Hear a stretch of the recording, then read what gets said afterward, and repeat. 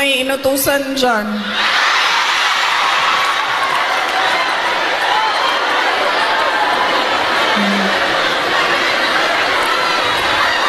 Okay. Isa lang. Paulit-ulit yan pag napapaisip ako sa tatay ko. Binigyan halaga niya at inulit-ulit niya sa akin ang kahalagahan ng edukasyon. Hindi niya ako tinigilan. Alam niyo, si PRD, yun pong mga nasa harap, kailangan niyo po umupo kasi hindi makakita yung nasa likod. Hindi siya tulad ng tatay ninyo na malambing, mapagmahal. Hindi ganyan ang tatay ko. Ang tatay ko galing siya sa generation na laging galit. Diba? Sino yung may mga magulang na yung generation na laging galit?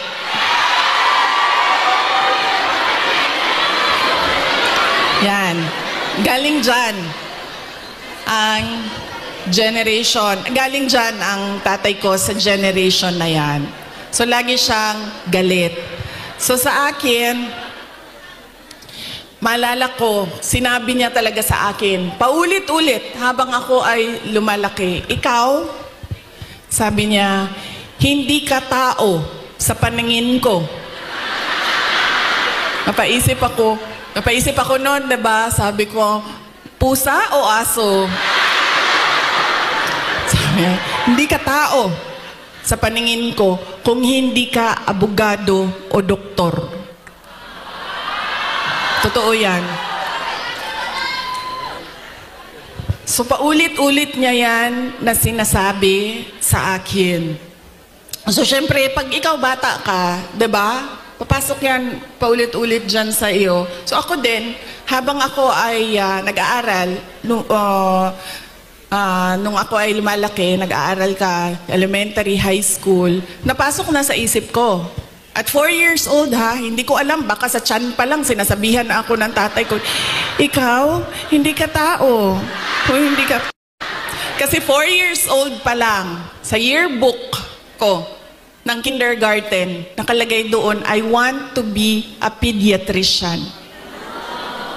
Imagine nyo, hindi doktor Alam ko kung ano ang specialty ko. Sabi ko, I want to be a pediatrician. Andyan pa yan hanggang ngayon, ang yearbook na yan. Kaya, nung ako ay paulit-ulit yun, alam ko na magiging doktor ako. Alam ko na magiging doktor ako. Nung panahon na kailangan mag-apply ng entrance exam sa college, di ba? Kailangan natin mag-apply sa mga colleges and universities. Hindi nila alam, ng mga magulang ko, nag-apply ako sa University of the Philippines. Nung nag-apply ako sa University of the Philippines, syempre nilagay ko din naman yung science courses. Pero nilagyan ko din siya ng political science. Nung nakita ko ang result at nalaman ng mga magulang ko yung result, nakalagay doon na match ako na waitlist ako sa political science. So sobrang excited ko. Hindi nila alam na gusto ko mag-college sa Manila. Kaya sikreto ako na nag-apply. Sobrang excited ko. Sabi ko sa mga magulang ko, pumasa ako ng UP. Pero political science kasi yung kurso. So sabi ko, gusto ko sana pumasok ng UP Diliman yun UP Diliman. Tapos, political science yung kurso. Sabi ng nag-wild. Naggalit si PRD. Sabi niya, di ba, sabi mo, simula nung bata ka pa, gusto mo maging doktor? Pre-med ba ang political science? Tapos sabi niya, hindi ka pwede pumasok ng University of the Philippines. Kahit saan man yan. Sabi niya, dahil kilala ko ang ugali mo, anak kita. Alam ko kung anong ugali mo. Sabi niya, marirecruit ka lang ng makabayan, aakyat ka, totoo ito, sinabi niya, aakyat ka ng bundok, magiging NPA ka. Ikaw ang magiging head ng New People's Army at ikaw ang makakalaban ko pagdating ng panahon. Kaya hindi ka pwede pumasok ng University of the Philippines. So sabi niya, pumili ka. Kahit anong paaralan dito sa Davao, pumili ka dyan. So sabi ko sa mama ko, Ma. So sabi ng mama ko, sige na lang, kasi sinabi mo man doktor, so mag-pre-med ka na lang. Okay. Nag-pre-med ako. Nag-pre-med ako. Tapos, syempre, papunta akong doktor, so binilisan ko yon, natapos kaagad ako. And then, ito na. Mag-medicine na. Sobrang excited si President Duterte na magpapasok na ako ng medicine proper. Siya ang pumili ng paaralan. Siya ang pumili kung saan ako titira. Tapos, pumunta na lang siya sa akin at sinabi niya na, ayan na, may school ka na, na-enroll ka na, may bahay ka na, pumunta ka na lang doon ng ganitong date.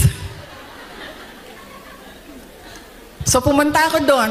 Pagdating ko doon, kompleto na. May kama na ako, may washing machine, may refrigerator, may kotse pa. Ganyan siya ka-excited.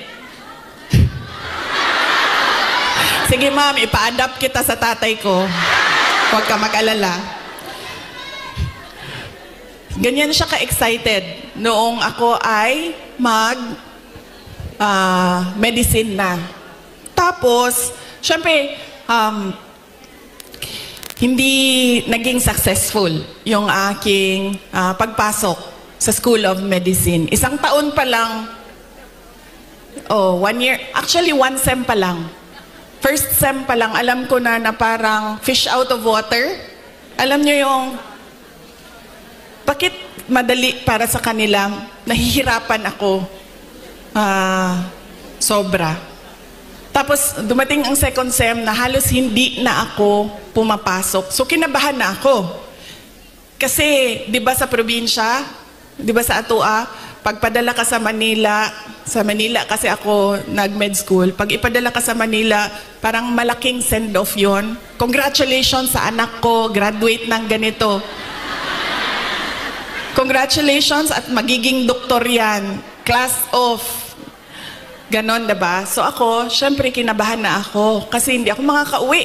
Pinadala ako sa Manila para maging doktor. Tapos uuwi ka, drop out. Nag-apply ako ng,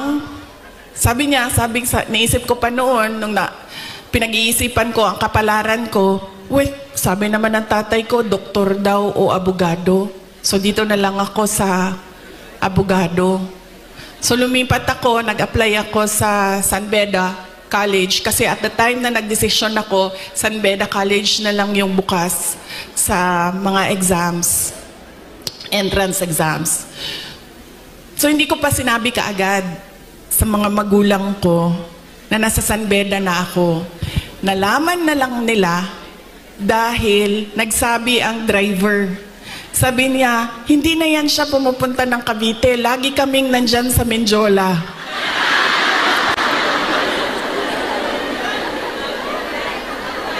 Nung nalaman niya na nasa law school ako, sobrang, I think mas masaya siya. Nung nalaman niya, mas masaya siya, mas excited siya. Noong ikumpara ko nung papasok